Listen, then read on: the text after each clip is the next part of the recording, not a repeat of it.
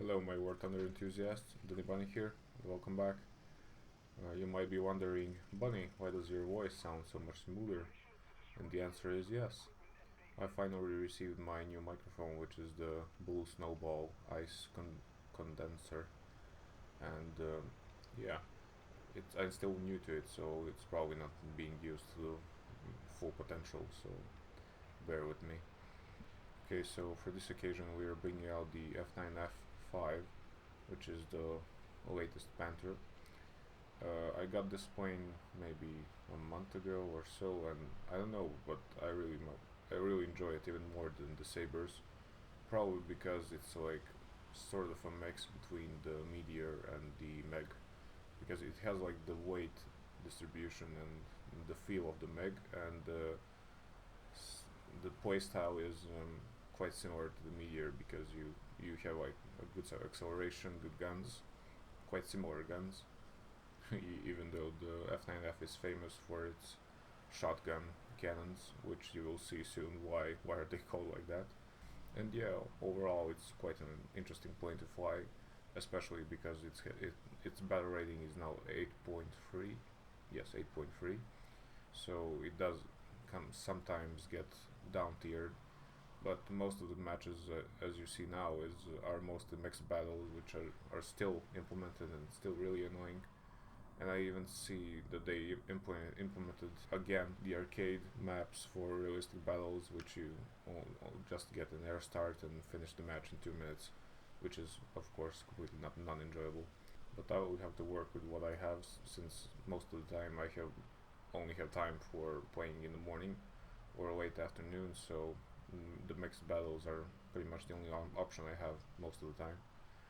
And but yeah, ironically, I do mostly fight MiGs and 163s in this match, so you will see some of the basics of maneuvering and handling certain situations.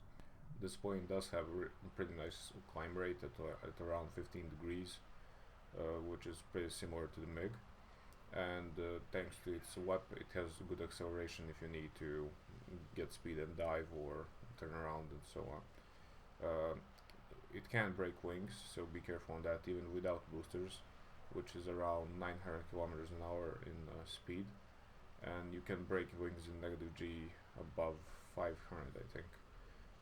With booster, I don't think I don't think this thing even needs boosters, so I guess I'll test it once I unlock them, since I only have the compressor by now. Okay, so since this is the mixed battle, I'm just flying straight into them and trying to pick some of them off.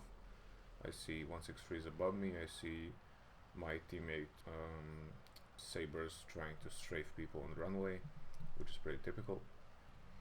And now I see my first target, which is gonna be the MiG-15. He's a lot higher than me, but I'm just waiting for him to dive so I can play with him.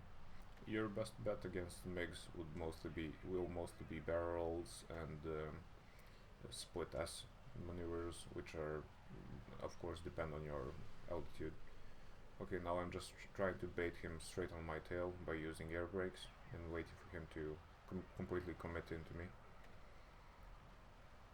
Okay, now I'm popping out the air brakes and just waiting for him to get even closer, doing really slow barrel rolls. Now I see that he's still not overshooting, which means he's using air brakes as well. So just trying to get to put my plane below his nose or above, doesn't matter. Just actually I think you're safer below because he has good elevator control on in the upwards motion. Okay, now I see that he's still committing, so I had to cut the throttle as well, and here comes an enemy Sabre to help him. Just waiting for him to completely overshoot. He's pulling up, trying to stall me out. I'm popping out my takeout flaps, and in the meantime the Sabre goes into my guns. Okay, now we're both stalling out. Retracted the flaps. Nose down. The funny thing is that the MiG can actually outturn you in vertical, especially in vertical, and in horizontal turns, so it's more of a it's more of a game of who has more energy than it is who outmaneuvers who.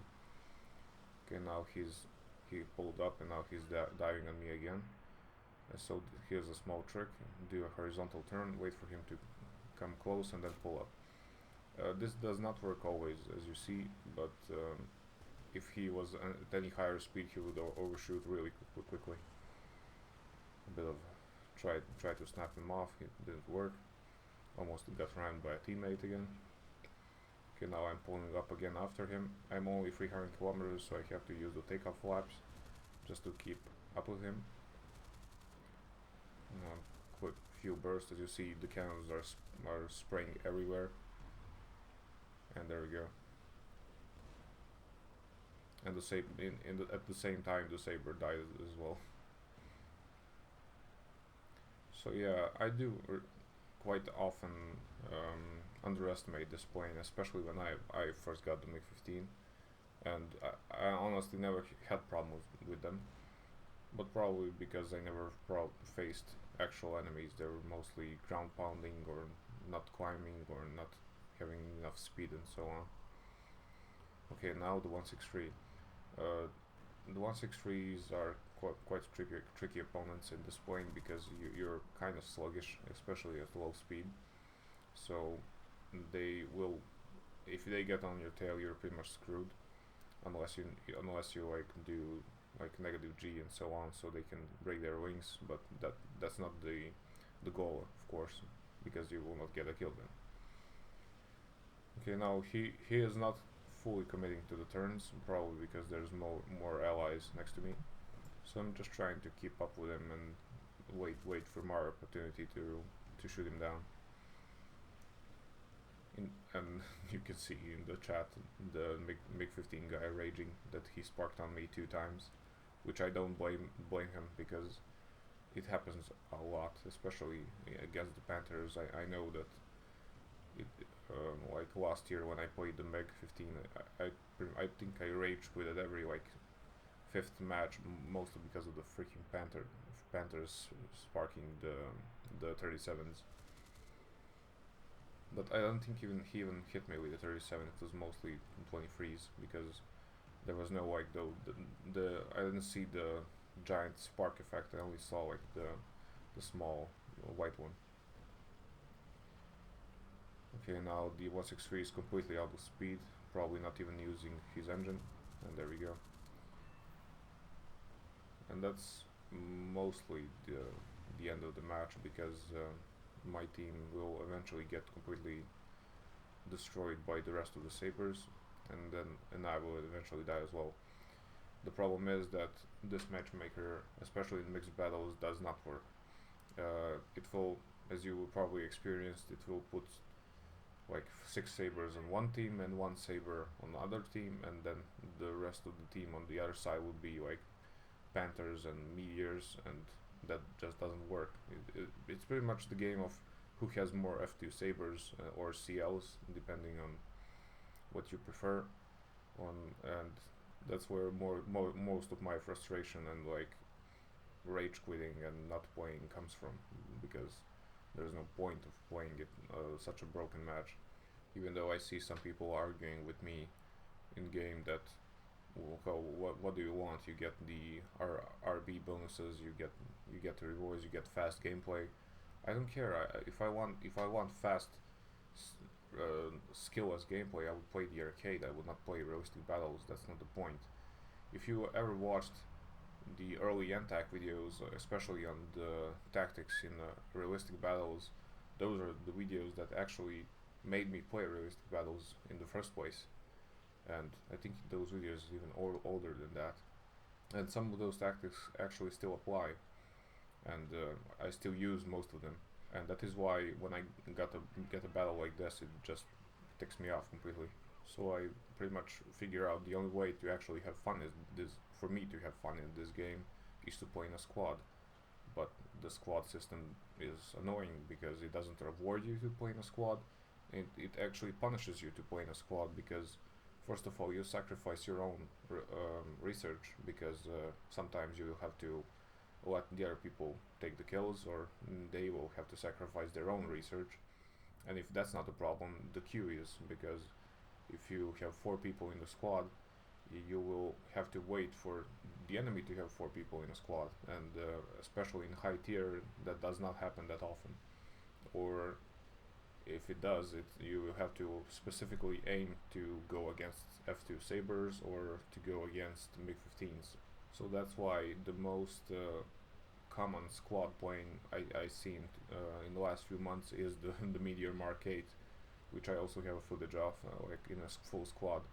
And actually, I do enjoy it because the queue is not that long.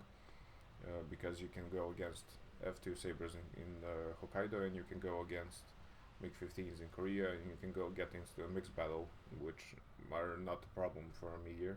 And it's just a point that I really enjoy flying, and it will always be my favorite jet of all. Okay, and now to sum up the F9F. For ground attack, it's actually a pretty decent plane because you have like good rudder control, so you can like do a really nice ground strafe. But even because it's War Thunder, it doesn't work because there is always are gonna be fighters that don't climb. They'll try to kill you in the first 30 seconds. So ground pounding is really not the best choice. In regards to fighting, you will mostly have problems with meteors, and of course in mixed battles. Let's see what else. When you're fighting mixed, don't do vertical loops. They will out loop you in like matter of like 2 or 3 loops. Fighting sabers in mixed battles. I mean, no. Let's say fighting CLs would be the best way would be overshooting and of course head-ons. And for the meteors on Hokkaido, try to stay above them, and you should be fine with boom and zooming and catching them off guard. And that's it. I'll try to avoid posting these mixed battles unless I have like a discussion or a rant about it. But for now, I'll try to focus on actual realistic battles and strategies and so on. Because as you see, there's nothing to talk about in game when I have to improvise every time. So yeah, I would like to thank you for your support on this channel. We have reached all above 60 subscribers the last time I saw, so I really do appreciate that, and all the support and the likes and of course the comments. I really like to respond to like your questions about the game and tips and so on, so feel free to ask them if there's anything I missed in the video and so on. So yeah, thank you for watching and see you in the next one. Bye.